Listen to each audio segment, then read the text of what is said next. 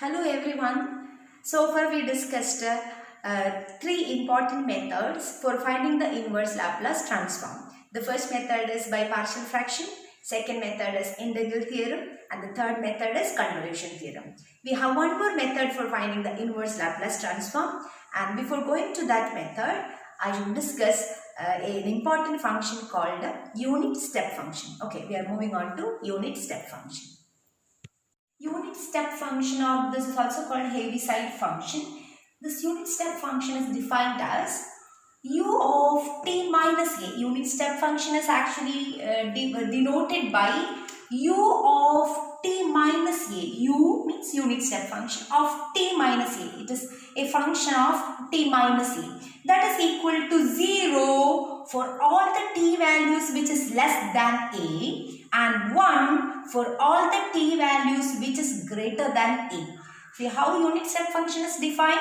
It is depending upon the value of a. Unit step function takes two values, one is 0 and the other is 1, based on the value of a. For all the values of a, t which is less than a, u takes the value 0, and for all the t values which is greater than a, u takes the value 1. See, let us just consider the graph of this. See, along x-axis you take all the t values, t's, and along y you take u values.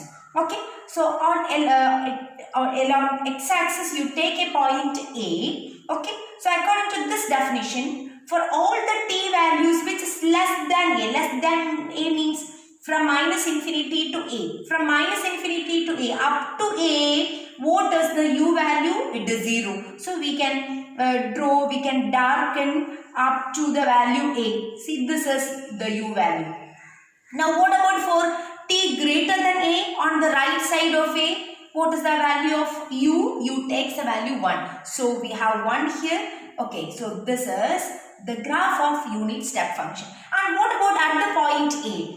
At the point A, this is undefined. Okay, so this way the unit step function is defined.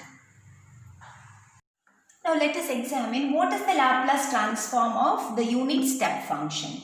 So you can apply the definition of Laplace transform. By definition, LF of t is equal to integral 0 to infinity e raised to minus st into f of t dt. What is the value of f of t? It is u of t minus a. Therefore, L of u of t minus a is equal to integral 0 to infinity e raised to minus st into u of t minus a dt. Now we know u of t minus a, unit step function, takes two values.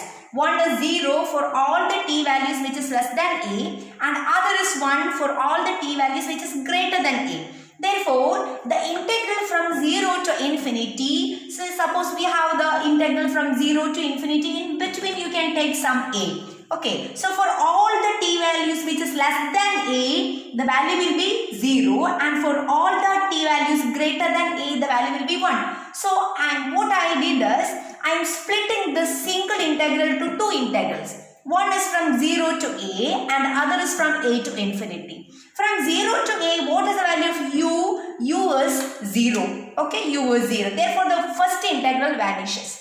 And for the second integral from a to infinity, what is the u value? It is 1. Okay, so we are having only the second integral. Now, e raised to minus st, on integrating it is e raised to minus st by minus s from limits a to infinity. On putting upper limit e raised to minus infinity, that is 0 minus, you put t is equal to a, therefore e raised to minus as divided by minus s. So minus into minus, it is plus s, therefore in total the answer is e raised to minus as divided by s. So this is the Laplace transform of the unit step function. So what we have finally? L of u of t minus a. Laplace transform of unit step function is e raised to minus as divided by s. That's all. Now we have another important theorem. It is called the second shifting theorem. Okay, second shifting theorem, or this is also called the T shifting. See, already I discussed the first shifting theorem, right? In first shifting theorem, S is shifted. Okay, so that is also called the S shifting, and this is called the T shifting. So what it says? Second shifting theorem.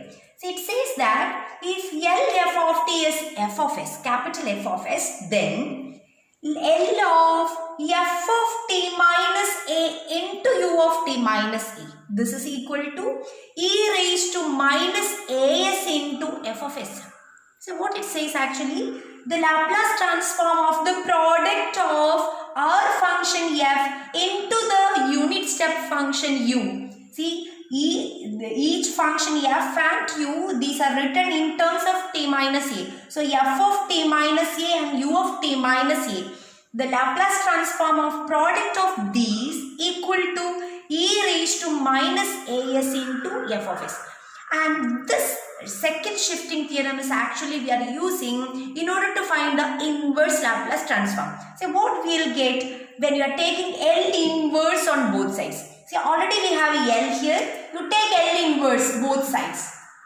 L inverse both sides. So L inverse L, it get cancelled. Okay. And here we have L inverse e raised to minus as into f of s. Now you read from this side. Okay, when you read from this side, what will you get? See, L inverse of e raised to minus as into f of s is equal to f of t minus a into u of t minus a. This is a very important result. We are using this result for finding the inverse Laplace transform of functions of this form. See the speciality of this function. Some f of s is multiplied by e raised to minus as. Okay, some function f in terms of s, it is multiplied by e raised to minus as, whose inverse can be calculated. How? What is the inverse? F of t minus a into u of t minus a. How you will get small f? It is just inverse of f. Okay, so by finding just inverse of f, you will get f of t. That t is changed to t minus a, t replaced to t minus a. So you will get f of t minus a into u of t minus a. This is the formula for finding the inverse. This is the fourth method. Okay. Now let us recall once more the formula for finding the inverse Laplace transform. The fourth formula, L inverse of e raised to minus as into f of s is equal to f of t minus a into u of t minus a. Let us consider the first example. Evaluate L inverse of e raised to minus 2s divided by s minus 3. See, you can compare this with this formula. Okay, in the formula e raised to minus as. See, instead of e raised to minus as, what we have? E raised to minus 2s. So that the coefficient of minus s is 2. So, coefficient of minus s is a. Okay, so in this question, the value of a is equal to 2. Okay, now what we have in the place of f of s? See, in the place of f of s, what we have? 1 by s minus 3. So, capital F of s is 1 by s minus 3.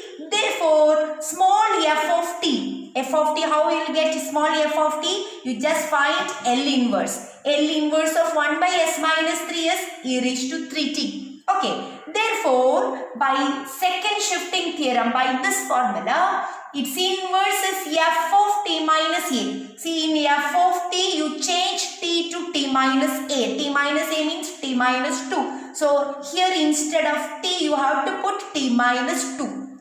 Therefore, L inverse of e raised to minus 2s divided by s minus 3 is equal to e raised to 3 into t minus 2 into u of t minus 2. See, it is same as the formula f of t minus a into u of t minus a. T we shifted to t minus 2. Therefore, e raised to 3 into t minus 2 into u of t minus 2. And this is the final answer. It is very simple, isn't it? Now look at the second example. L inverse of s into e raised to minus as divided by s square minus omega square. See, you can compare this with the second shifting theorem, the fourth method. So, e raised to minus as it is, e raised to minus as into f of s. See, instead of f of s, what we have? S by s square minus omega square. So, you can take capital F of s is equal to s by s square minus omega square. And from capital F, small f of t is cos h omega t. Can you recall s by s square minus a square that we discussed? So it is cos h omega t. Then L inverse of s into e raised to minus as by s square minus omega square is equal to f of t minus a into u of t minus a, isn't it?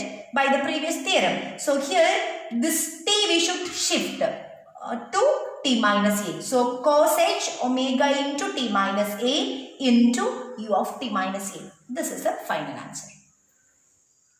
Now look at the next question. This is a previous university question. L inverse of s into e raised to minus s by 2 plus pi into e raised to minus s divided by s square plus pi square. So what is its inverse? Here the numerator contains two terms, isn't it? It is a sum of two terms. So you can first split this to two terms. So two inverses. L inverse of s into e raised to minus s by 2 by s square plus pi square plus L inverse of pi into e raised to minus s by s square plus pi square. Now look at the first term. You can apply that theorem for each of these terms. Okay, look at the first term. Instead of e raised to minus as, we have e raised to minus s by 2. So that here the a value will be 1 by 2. Okay. And the remaining is s by s square plus pi square. S by s square plus pi square is our capital F. So from capital F, what will be the value small f? It is just inverse. What is its inverse? Since s is in the numerator, we know the inverse is surely cos. Okay, so it is cos pi t. And that t is shifted to t minus a. That means t minus half. Okay, so that the first term is cos pi into t minus half into u of t minus a. That means u of t minus half. So this is the inverse of first term. Is it clear? Now look at the second term. L inverse of pi into e raised to minus s by s square plus pi square. Instead of e raised to minus as, it is e raised to minus s. So what is the value of a? A is equal to 1. Okay.